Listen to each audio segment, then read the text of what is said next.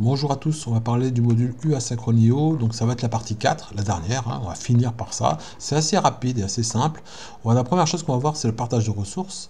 Alors c'est identique au thread, hein, donc c'est assez proche du thread, ou presque, hein, le fonctionnement en tout cas est identique. La seule chose, c'est que les verrous, on les crée avec une fonction qui s'appelle lock, avec un L majuscule. Donc ça crée des verrous, et quand vous avez un verrou, vous pouvez vous en servir. Alors si vous voulez voir comment on fait pour l'en servir, il faut faire un await lock here. Lock realize, ça existe toujours. Et bien sûr, le lock, hein, c'est la variable que vous avez mis là. Hein, vous l'appelez aussi, vous pouvez l'appeler verrou. Et le lockid, là, permet de vérifier l'état du verrou. D'accord? Donc ça, c'est une petite démonstration. Comment ça fonctionne? C'est très simple. Vous avez une donnée partagée. Dans la partie verte, ici, vous voulez accéder à une donnée, par exemple, une variable, en écriture. Donc, lorsque la tâche 2 arrive ici, elle exécute ça, elle vérifie que le verrou est disponible ou pas. S'il est disponible, ben, elle ne va pas attendre, hein, elle va tout de suite prendre le verrou, exécuter son instruction, et quand elle aura fini de travailler avec la donnée partagée, elle va release le verrou. Celle-ci, par contre, à l'inverse, elle voit que le verrou est verrouillé, parce que, vous voyez, ça ne se finit pas encore. Donc elle va dire, ah, je suis verrouillé, donc là, je vais attendre. Oh, ouais, je vais vraiment faire un attendre. Je vais attendre la prochaine fois qu'on libère le verrou. Donc cette tâche-là va être mise dans la pile avec l'idée que je dois attendre la fin d'un verrou. D'accord? La fin d'un lock. C'est plus une durée, c'est plus un temps, c'est pas une autre fonction, c'est juste un verrou. Et quand le verrou sera libéré, cette tâche-là, dans la pile, passera, je vais dire en priorité, en tout cas passera dans les plus prioritaires. Vous pouvez créer bien sûr plusieurs verrous pour plusieurs données que vous voulez qui sont partagées.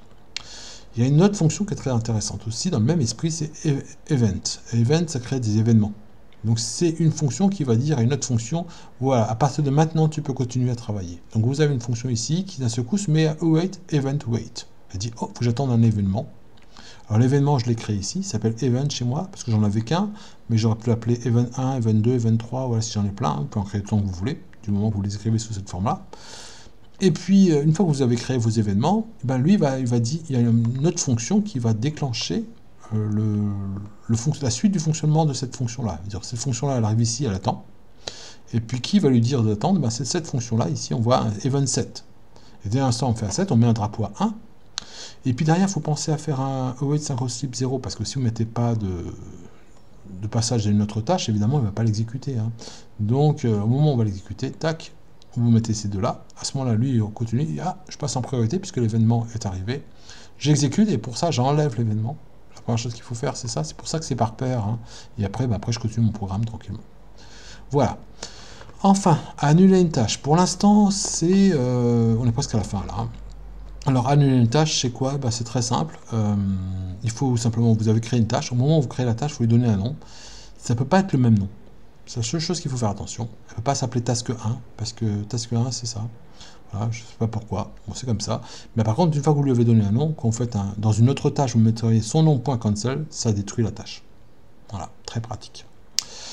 Les boucles d'événements. Les boucles d'événements, on voit ça beaucoup dans les modes, comment dire, web.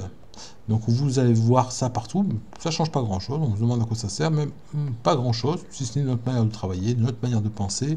C'est historiquement issu de l'asynchrone, mais d'autres langages, d'accord, notamment du Python, mais voilà, pas du micro-Python. Alors on va retrouver un peu la même chose, on va retrouver d'abord on crée une loupe, ici.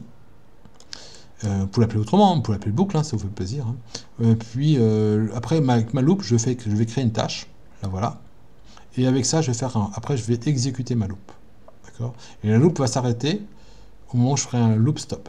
D'accord? Voilà. Mais sinon, on va l'exécuter. Et dans l'exécution, on va faire ce qu'il y a là-dedans. D'accord? Et puis c'est tout. Voilà. Alors attention, c'est pas parce qu'il y a forever que c'est forever. Hein. Petit détail quand même près, c'est run, point à la ligne. Voilà. Je sais pas pourquoi ils ont encore laissé le forever, puisqu'en fait ça exécute qu'une seule fois.